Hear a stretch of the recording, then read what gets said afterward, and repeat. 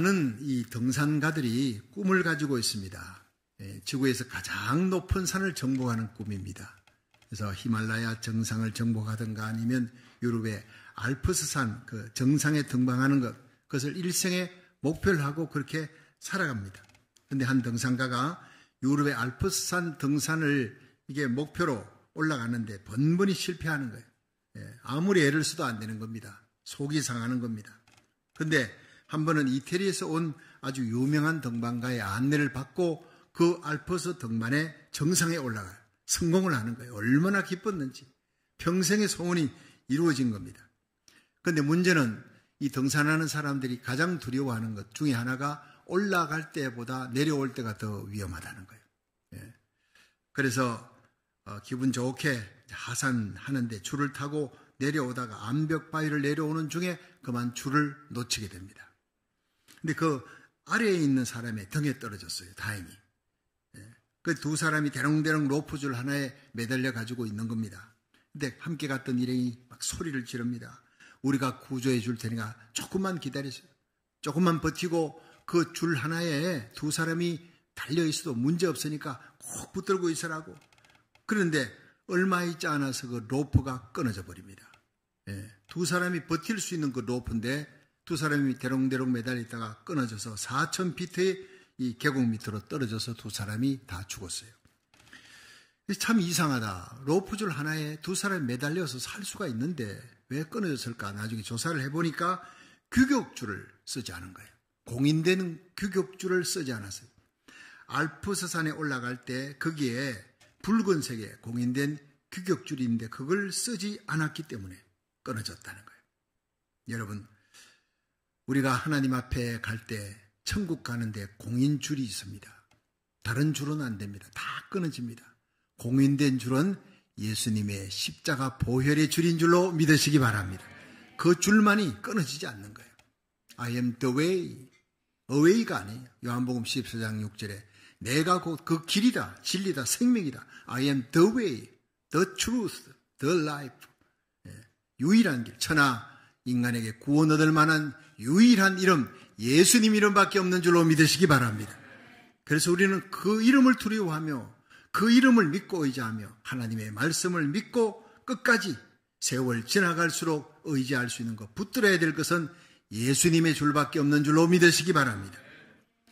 하나님을 경외한다는 게 뭡니까? 하나님을 두려워하는 겁니다. 사실 두려워하며 믿는다, 이것이 경외예요. 헬라어로 포베오입니다. 이 경외는 하나님 살아계심을 믿고 살아계신 하나님의 말씀을 두려워하며 그 말씀만이 우리를 구원할 수 있다는 것을 굳게 믿고 목숨을 다해 그 주를 의지하는 거예요. 올라갈수록 붙드는 겁니다. 오늘 이 본문 시편 112편에 보면 여호와를 경외하는 자에게 세 가지 복을 준다고 그랬어요. 이 복을 다 받아 누리시기를 주의 이름으로 축원합니다. 우리 살펴보면서 함께 은혜 받겠습니다. 첫째, 여호와를 경외하는 자에게 하나님이 후손의 복을 주신다. 후손이 잘 되는 복을 주신다 그랬어요. 우리 시편 112편 1절 2절 한번 읽어봅니다. 시작. 할렐루야. 여호와를 경외하며 그 계명을 크게 즐거워하는 자는 복이 있도다. 그 후손이 땅에서 강성하며 정직자의 후대가 복이 있으리로다. 아멘. 자, 하나님을 경외한 포베오, 하나님을 두려워하면 하나님의 말씀을 목숨을 걸고 지키는 자, 즐거워하는 자, 그 후손이 땅에서 강성해지는 거예요. 잘 되는 겁니다. 하나님의 은혜를 계속 베푸셔서 당대는 조금 힘들어도 갈수록 그 후손이 잘 되면 요셉처럼 창성하고 강해지는 겁니다. 이 복을 받으시기를 축원합니다. 여러분, 다윗이 하나님을 경외했어요. 물론 살아가면서 그가 범죄한 것도 있고 허물도 있지만 그 중심은 오뚜기처럼 하나님만 사랑했어요. 하나님을 철저히 믿고 의리하고 하나님 사랑하는 그 정거로 자기 집보다도 하나님의 집을 더 아름답게 지어야 되겠다. 금과 은과 보석 그리고 그냥 백향목을 준비해서 성전 세우려고 했어요. 하나님이 나단 선지자를 보내어서 네가 성전 세우려고 하는 나를 사랑하는 마음을 내가 알겠다. 그래서 내가 너에게 복을 주겠다마는 너를 통해 내가 짓지는 못하겠다. 그 성전은 거룩한 손으로 지어야 되기 때문에 네 아들 평강의 왕 솔로몬 대에 짓겠다. 그러나 네가 성전 짓기 위해 모든 금은 보화 백향목을 모아놓았어요. 사랑하는 마음을 갖고 기도하며 준비했으니 성전 지은 것과 다름이 없는 축복을 내가 줄 텐데 너의 위가 영원히 견고할 것이다. 왕의 위가 결코 뺏기지 않는다는 거예요. 그 후손에게도 왕의 위를 뺏을 자가 없다는 거예요. 그리고 너의 후손 가운데서 메시아가 나올 것이다. 영원히 그 위가 견고한 분 바로 예수님입니다. 이스라엘 백성들은요, 북이스라엘 남유다로 이제 솔로몬 왕 죽고 난 다음에 갈라지죠. 북이스라엘은 망합니다. 사라지지만 남유다는 어떻게 돼요? 바벨론으로 나중에 끌려가요. 우상 숭배하고 불신앙하고 불순종하고 하나님 계명 어기고 결국에 하나님 진노를 써서 이 남유다가 바벨론으로 끌려갔지만 70년 만에 다시 돌아옵니다. 누구 때문에? 다윗 때문에입니다. 하나님을 경외하고 하나님의 말씀 지키는 몸부림치고 목숨 걸고 하나님을 사랑했던 다윗 때문에 하나님 솔로몬이 범죄해도 하나님께서 용서해 주신 거예요. 덮어주신 거예요. 네 아들이 범죄했어도 내가 사울 왕처럼 버리지 않겠다. 너 때문이다 그랬어요. 여러분 다윗처럼 예수님 잘 믿고 하나님 경외하시기를 주의 이름으로 축원합니다. 여러분 후손들이 복받는 역사가 일어난다는 거예요. 갈렙이 하나님을 경외했지요. 이제 전쟁 끝나고 땅 분배 끝났습니다. 근데 헤브론 땅 게릴라들이 들어있어요. 가나안의 그 족속 게릴라들이 거기 들어가 있는데 아무도 이제 그 땅을 차지하려고 그러지 않아요. 전쟁 끝났는데 내가 왜 고생하냐. 이 여호수아가 누가 그 땅을 차지하겠느냐 할 때 갈렙이 손들고 일어났어요. 하나님이 나와 함께 하시면 필경 그 땅을 차지할 것입니다. 아무도 관리하지 않는 산지를 내게 주십시오. 그리고 그 땅을 차지했어요. 믿음으로 하나님 바라보고 하나님을 경외하는 신앙. 그래서 하나님은 이 갈렙의 후손 가운데 첫 번째 사사 온니엘이 거기서 탄생하는 거예요. 여호수아에게서 탄생하는 게 여호수아의 후손이 아니라 갈렙의 후손입니다. 하나님을 경외하는 자에게 하나님은 이렇게 후손의 복을 주시는 거예요. 노벨상 아시죠? 노벨상은 누가 만든 겁니까? 노벨이 만든 겁니다. 스웨덴 사람인데 이 사람이 다이나마이트를 발명하고 엄청난 부자가 되었어요. 그렇지만 자기가 원하는 대로 된 게 아니라 이 다이나마이트를 가지고 그렇게 굴을 파고 큰 일을 하고 이렇게 할 줄 알았는데 이거 전쟁에 또 사람 죽이는 데 쓰니까 너무 괴로워서 자기 전 재산을 다 내놓고 노벨상을 만들었어요. 인류의 큰 일을 한 사람, 좋은 일을 한 사람을 이 상을 주십시오. 그 당시에 노벨상은요, 시작할 때 한 4만 불, 당시 4만 불이면 큰 돈입니다. 근데 지금은 10만 불이 넘어서요. 근데 문제는 노벨상의 상금보다도 노벨상 받았다면 세계 어느 나라를 가도 존귀한 사람으로 인정받는 거예요. 노벨상은 모두 5가지죠. 물리, 화학, 의학, 문학, 평화 이 5가지 노벨상이 주어져 있는데 1901년 노벨상이 제정된 후부터 2015년까지 노벨상을 수상한 총 전 세계 노벨상 수상한 사람이 1082명이에요. 조사해 보니까 그 중에 30%가 바로 유대인들이 다 차지한 거예요. 여러분 전 세계 유대인들은요 0.2%밖에 되지 않아요. 그런데 어떻게 노벨상 받은 사람 중에 30%가 넘는 사람이 유대인이냐. 특히 노벨 경제상, 경제학상은 전체의 42%를 유대인들이 다 차지하는 겁니다. 어떻게 이 복을 받게 유대인이 받느냐. 여러분 홀로코스트 아시죠? 나치, 히틀러에 의해서 600만 명이 죽는 수모를 당합니다. 그럼에도 불구하고 그들은요 그 모든 고난을 딛고 일어나서 인구 0.2%에 불과한 유대인들이 노벨상을 휩쓰는 겁니다. 그들이 하나님의 말씀을 경외하고 하나님의 말씀을 따라 살아가는 아브라함의 후손들이었다. 그래서 복을 받았다. 이거 외에는 여러분 해석할 길이 없어요. 어떤 사람이 독일 사람이 뛰어나다. 그리고 또 이 유대인들이 뛰어난 머리를 가졌다. 유대인하고 독일 사람하고 한국 사람하고 세 사람을 놓고 셋을 놓고 그 유전인자를 연구하고 IQ 테스트를 했는데 한국 사람이 최고였다는 거예요. 유대인들이 우리보다 뛰어난 민족이 아닙니다. 그런데 어떻게 그들이 전 세계를 장악합니까? 여러분 맨하탄, 뉴욕의 맨하탄에 가서 손가락으로 큰 마철로 같은 빌딩을 놓고 누가 저 오느냐 하면요 다 유대인입니다. 주이시들입니다. 어떻게 미국의 경제를 쥐락펴락하며 전 세계의 경제를 쥐락펴락하는 이런 존귀한 자들이 되느냐, 힘 있는 자들이 되느냐, 강성한 자들이 되느냐, 아브라함의 후예였기 때문이에요. 아브라함의 믿음으로 아브라함이 하나님을 경외함으로 그 후손들이 복받은 것입니다. 여러분, 청교도들이 죽음의 항해를 거쳐 미국에 와서 목숨 걸고 제일 먼저 시작한 것이 성전 세우는 거예요. 통나무로 하나님 앞에 성전 세우고 주일 예배 드리고 성수주일에 목숨 걸었고 그 다음 목숨 건 게요, 통나무로 학교를 지어서 그래서 아이들에게 기독교 교육을, 성경 교육을 시켜요. 하나님 잘 믿도록 그렇게 목숨 걸고 자녀 교육을 시켰어요. 그 다음에 집을 짓고 아침 저녁으로 예배를 드립니다. 가정 예배에 목숨 걸었습니다. 자녀들 믿음으로 교육시키는데 목숨 걸었습니다. 성수주일에 목숨 걸었습니다. 이렇게 목숨 걸고 하나님을 경외했던 사람이 청교도들이에요. 그 청교도들이 이 후손이 미국을 장악하고 미국을 세계 최고의 부국으로 만들었던 것, 아무도 부인할 수 없는 일이에요. 청교도 중에 조나단 에드워드라는 이 청교도는요, 대단한 사람이에요.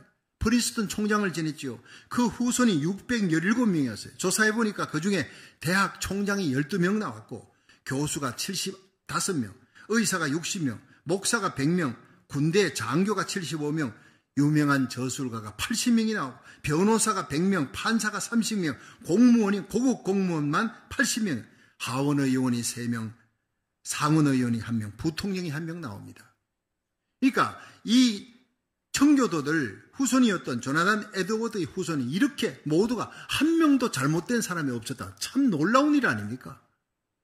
여러분, 여호와를 경외하는 자의 후손은 이같이 복을 받는 사람인 줄로 믿으시기 바랍니다. 여러분도 여호와를 경외하는 신앙, 세월 지나갈수록 하나님 의지하고 더 주님 오시는 그 재림의 때가 가까울수록, 주님 나라에 갈 때가 가까울수록 더욱더 하나님을 의지하고 말씀 의지하고 십자가 붙들고 기도함으로 하나님을 경외하는 신앙으로 여러분의 후손이 복을 받을 수 있기를 주의 이름으로 축원합니다. 두 번째, 여호와를 경외하면 부와 재물의 복을 받게 된다고 성경은 얘기하고 있습니다. 우리 시편 112편 3절 한번 읽어봅니다. 시작. 부여와 재물이 그 집에 있으며 그 의가 영원히 있으리로다. 아멘.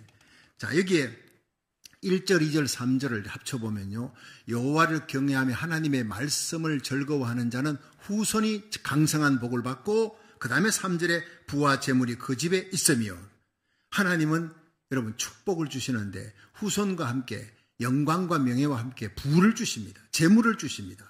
이건 샤머니즘의 복과 달라요. 여러분, 무속신앙, 무당신앙, 샤머니즘도요, 제일 먼저 부귀단한 무병장수예요.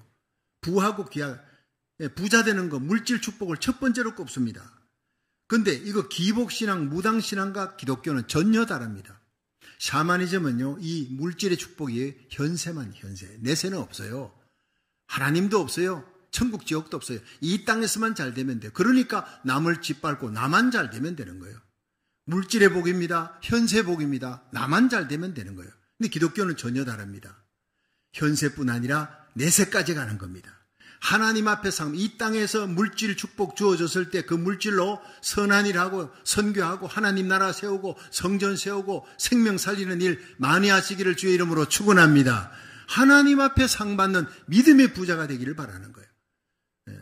저는 이제 성도들이 사업을 시작합니다. 그럼 가서 예배 드려달라면 예배 드리고 그리고는 묻습니다. 하나님이 만약 이 가게를 통해 물질의 축복을 주시면 뭐 하시겠습니까? 이 물질 축복 받으면 내가 하나님 앞에 선교사 한 사람 파송하겠습니다. 합격입니다. 왜냐, 마태복음 6장 33절에 먼저 하나님 나라 그 의를 구하라. 그리하면 이 모든 것을 너희에게 더하시리라. 하나님이 약속하고 있으니까. 물질 축복 주면요, 내가 큰 집 사고 농장도 사고 큰 땅도 사고 차도 큰 거 사고, 자기 자신만, 이건 완전 무당신앙하고 똑같은 거거든요. 우리가 하나님 나라 의를 위해 복음 전하고 하나님의 나라 세우고 교회 세우고 생명 살리고 선교하고 이런 일 하면 내게 주어지는 물질 축복, 내 가정, 여러분 산업 그리고 집 이런 것들은 하나님이 책임져 주는 거예요. 믿으시길 바랍니다. 무당신앙과 기독교의 복은 다릅니다. 전혀 다릅니다. 기복신앙, 물질의 복입니다. 현세복입니다. 나만. 그런데 기독교는요, 현세뿐 아니라 내세까지, 물질만 아니라 영적인 복, 나만 아니라 더불어 복, 함께. 두레라는 말이 뚜레박이잖아요. 두레는 함께입니다. 우리나라 말 중에 참 좋은 말이 뚜레예요. 공동 우물이에요. 함께 쓰는 겁니다. 그러니까 나가 복을 받아 물질의 복을 받고 건강의 복을 받고 명예의 복을 받고 존귀하게 되면 그 자리에 올라가 그 물질 가지고 다른 사람에게, 어렵고 힘든 사람에게 베풀어주는 복의 통로가 되기를 주의 이름으로 축원합니다. 하나님이 야베스의 복을 주는 거예요. 복의 복을 더하시고 지경을 넓혀주시고 주의 손으로 도우사 환난을 벗어나 근심이 없는 이 복의 통로의 삶을 사는 것이 바로 기독교의 복이라는 거예요. 그러니까 예수 잘 믿는 사람 가운데 가난한 사람도 있습니다. 다 부자 아니거든요. 예수 잘 믿는 사람 가운데 병든 사람도 있습니다. 왜 그러냐? 하나님 복을 준다며. 여러분 잘 보십시오. 예수 잘 믿어도 질병 찾아올 수 있고 환난도 있을 수 있고 사고도 날 수 있고 가난도 있습니다. 그렇지만 갈수록 잘 됩니다. 가난하지만 내가 잘 믿어 당대는 힘들고 어려워도 하나님 말씀대로 살고 열심히 기도하고 이렇게 살면 자녀들이 복을 받고 갈수록 손자 손녀들이 복받는 나팔 인생이 되는 거예요. 그걸 성경이 얘기하고 있는 겁니다.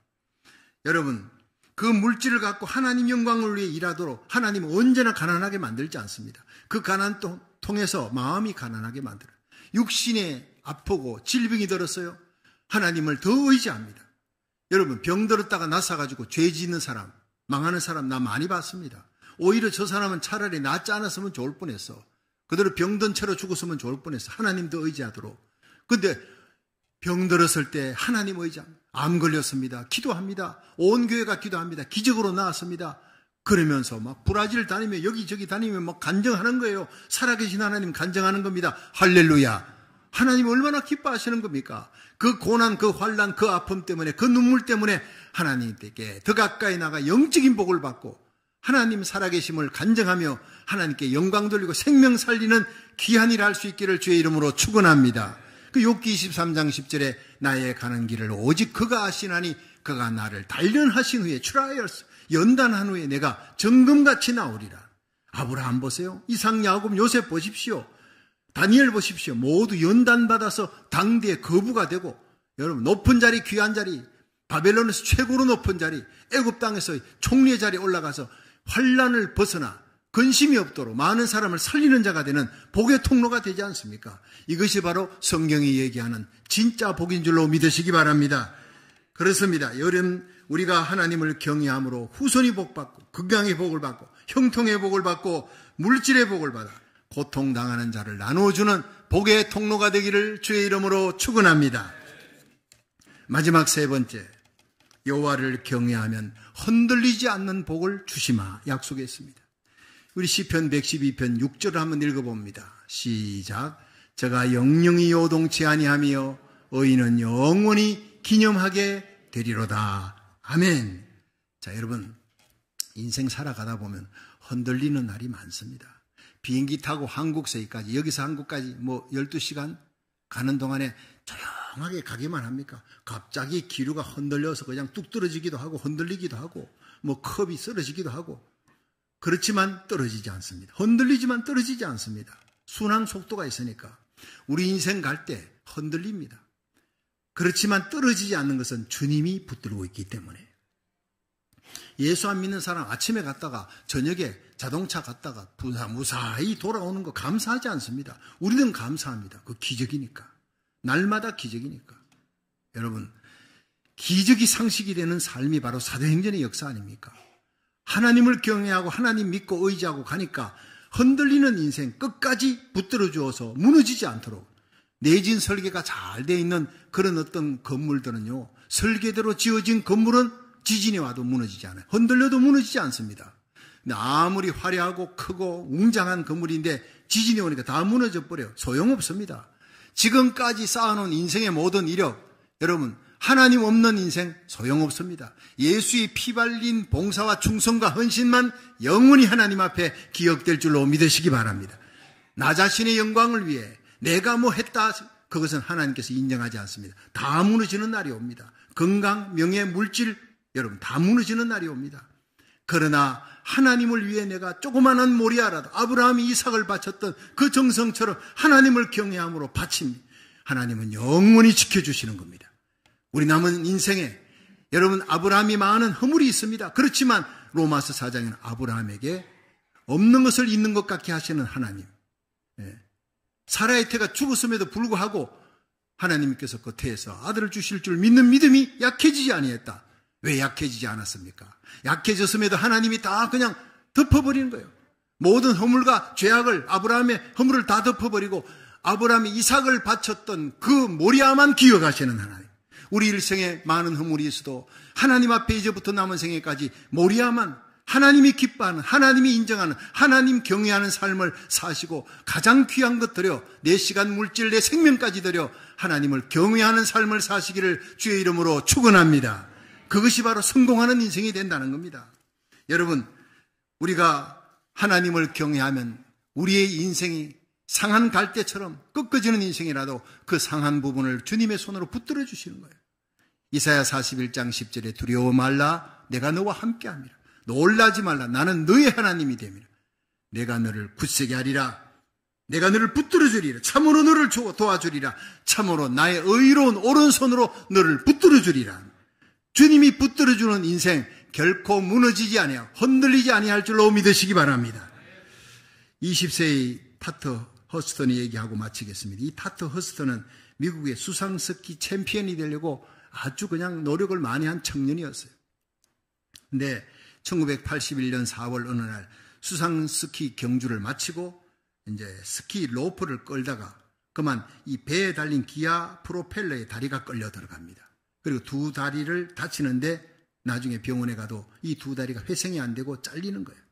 두 다리를 잘라야 살 수 있으니까. 그래서 의족을 의지할 수밖에 없었는데 이런 절망적인 상황 속에서도 그는 크리스찬이었기 때문에 매일매일 하나님 말씀을 읽습니다. 그것만이 유일한 소망이고 위로였어요.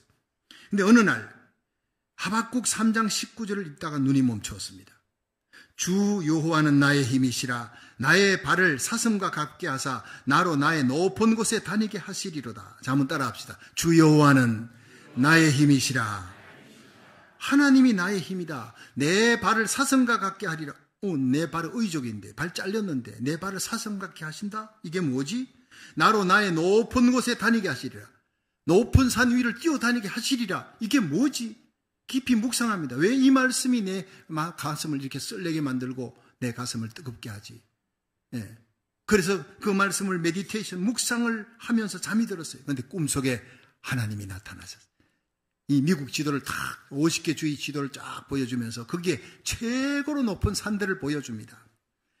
각 주마다 제일 높은 최고봉의 산들 50개 주의 산을 보여주면서 이 산을 등산하라. 네가 올라가라. 자기는 다리가 잘려서 의족인데 하나님 올라가라 그래 명령하니까 그때 허스턴이 얘기합니다. 전능하신 하나님, 하나님이 하시라면 내가 하겠습니다. 그렇게 그 꿈을 3번 꾸미 똑같은 꿈을 3번 꾸고 일어나는 거예요. 참 이상하다. 하박국 3장 19절도 이상한데 꿈도 참 이상한 거예요. 하나님이 나의 힘이시다. 내 발을 사슴 같게 하리라. 나로 나의 높은 곳에 다니게 하시리라. 이 하나님의 말씀을 받고 꿈을 꿨는데 거기에 꿈도 그렇게 나오는 거예요. 미국 50개 주에 다니면서 최고로 높은 산에 올라가라는 명령이거든요. 내가 하나님이 하라시면 난 올라가야지요. 그래서 미국 50개 주의 최고봉을 의복으로 정복하는 스키트 아메리카라는 프로젝트를 만들어 놓고 그게 도전을 시작합니다. 정말 무모한 일이죠. 성한 사람도 하기 힘든데. 그런데 시작했습니다. 1994년 6월 1일 알래스카주의 맥킨리 봉을 시작해서 거기를 길을 쓰고 목숨 걸고 올라가 성공합니다. 그 다음에 둘째, 셋째, 넷째, 일곱째, 열째, 20째 50개 주의 산을 하나 정복해 나가는데 여러 번 죽을 고비를 넘깁니다. 이 힘든 여정을 시작한 지 66일째가 되던 날 1994년 8월 7일 오전 11시 57분 50번째 주 마지막 산입니다. 50번째 산이 하와이의 마하나키아 산의 정상에 우뚝 섰어요. 목숨 걸고 올라가 그 자리에 우뚝 섰어요. 두 손 높이 들고 하나님을 찬송합니다. 저 높은 곳을 향하여 날마다 나아갑니다. 그 찬송을 불렀어요. 눈물과 함께 찬송 부르고 엎드려 기도했습니다. 하나님이 하셨습니다. 영광을 하나님께 돌립니다. 그 모습이 TV 방송을 통해 미 전역에 다 방송이 됐다는 거예요. 그 후에 많은 기자들이 그에게 와서 이 무모한 도전을 왜 시작했느냐, 이유가 뭐냐, 승리한 소감이 무엇이냐 물었어요. 그때 그는 이렇게 대답했다고 합니다. 나는 전능하신 하나님을 믿습니다. 이것은 하나님의 명령이었습니다. 하나님께서 나에게 하박국 3장 19절의 말씀으로 주셨고 꿈을 주셨습니다. 그 하나님께서 나에게 주신 가능성에 도전하기 위해 하나님을 의지하여 이 의적으로 미국 50개 주 최고봉을 모두 정복했습니다. 이 모든 일은 내가 한 것이 아니라 하나님이 하셨습니다. 이 도전을 통해 전 세계 장애인들이 자신들에게 주어진 삶의 가능성을 절대 포기하지 말고 낙심하지 말고 꿈과 용기를 가지고 하나님을 의지하여 저 높은 것을 향해 올라가기를 소망합니다. 많은 사람들이 감동해서 박수를 보냈습니다. 여러분, 우리들이 지금 처한 상황은 너무나 힘들고 절망스럽고 어려운 상황이 계속됩니다. 그러나 어떤 어려운 상황이 닥쳐도 어떤 어려운 환경에서도 하나님을 경외하고 하나님을 의지하고 말씀 부여잡고 십자가 부여잡고 기도함으로 흔들리지 마시기를 주의 이름으로 축원합니다. 낙심하지 아니하면 때가 이름에 거두는 날이 옵니다. 로마서 8장 35절에 보면 누가 나를 그리스도의 사랑에서 끊으리요? 환난이나 공고나 핍박이나 기근이나 적신이나 위험이나 칼이라. 우리가 종일 주를 위해 죽임을 당케 되며 도살할 양같이 여김을 받았나이다 함과 같으니라.